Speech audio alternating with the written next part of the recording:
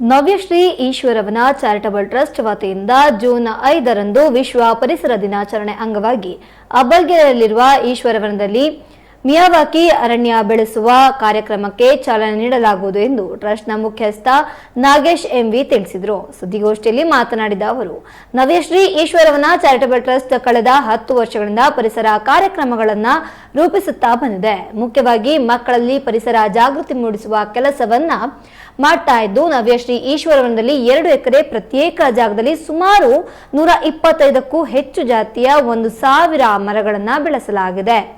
ಇನ್ನು ಈಗ ಇದರ ಮುಂದುವರೆದ ಭಾಗವಾಗಿ ಈಶ್ವರವನದಲ್ಲಿ ಮಿಯಾವಾಕಿ ಎಂಬ ನೂತನ ರೀತಿಯ ಅರಣ್ಯ ಬೆಳೆಸುವ ಉದ್ದೇಶವನ್ನು ಹೊಂದಿದ್ದು, ಟ್ರಸ್ಟ್ನ ಸ್ವಂತ ಜಾಗದಲ್ಲಿ ಈ ಅರಣ್ಯ ಬೆಳೆಸುವ ಯೋಜನೆಗೆ ನಾಳೆ ಅರಣ್ಯಾಧಿಕಾರಿ ಅಜಯ್ಯ ಚಾಲನೆ ನೀಡಲಿದ್ದಾರೆ.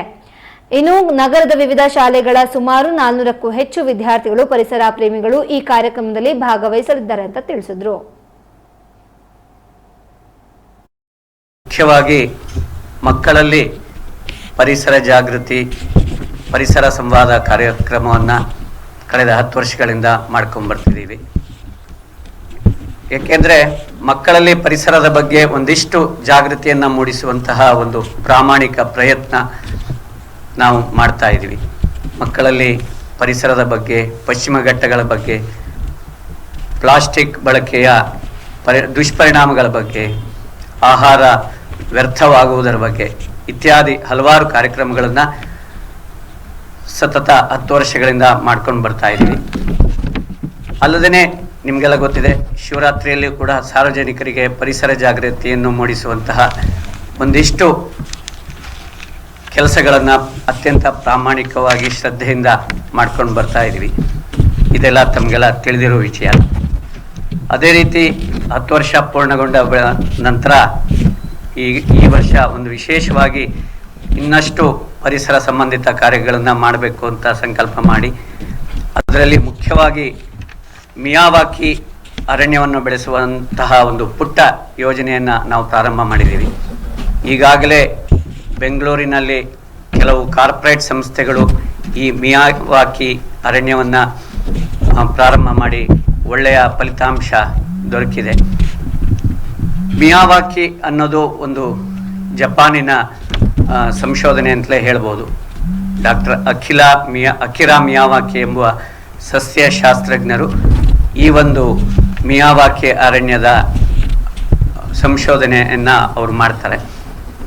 ಇದರಲ್ಲಿ ಯಾವ ರೀತಿ ಅಂತಂದರೆ, ಚಿಕ್ಕ ಜಾಗದಲ್ಲಿ ಕೂಡ ಹೆಚ್ಚಿನ ಗಿಡ ಮರಗಳನ್ನು ಬೆಳೆಸುವಂತಹ ಒಂದು ಯೋಜನೆ ಇದು ಸುಮಾರು 2.5 ಅಡಿ ಆಳವನ್ನು ಭೂಮಿಯನ್ನು ತೆಗೆದು ಅದರಲ್ಲಿ ಗಿಡವನ್ನು ನೆಡಬೇಕಾಗತ್ತೆ. ಅಂತರ ಕೇವಲ 2 ಅಡಿ ಅಥವಾ 2.5 ಅಡಿಯನ್ನ ನಾವು ಇಟ್ಕೋಬಹುದು. ಈ ನಾವು ಬೇರೆ ಸಸಿಗಳನ್ನು ನೆಡಬೇಕಾದ್ರೆ 10-15 ಅಡಿ ಬಿಡಬೇಕಾಗತ್ತೆ. ಆದರೆ ಮಿಯಾವಾಕಿಲಿ 2 ಅಥವಾ 2.5 ಅಡಿನಲ್ಲಿ ನಾವು ಗಿಡಗಳನ್ನು ನೆಟ್ಟು ಬೆಳೆಸ್ಬೋದು. ಯಾಕೆ ಇದು ವಿಶೇಷತೆ ಅಂತಂದರೆ, ಚಿಕ್ಕ ಜಾಗದಲ್ಲಿ ಅತಿ ಹೆಚ್ಚು ಗಿಡ ಮರಗಳನ್ನು ನೆಡಬಹುದು. ಹಾಗೆ ಅವುಗಳನ್ನು ಆರೈಕೆ ಕೂಡ ತುಂಬ ಸುಲಭ ಅಂತ ಅನಿಸುತ್ತೆ. ಇದಕ್ಕೆ ಮೈಕ್ರೋ ಫಾರೆಸ್ಟ್ ಎನ್ನುವ ಕೂಡ ಹೆಸರಿದೆ.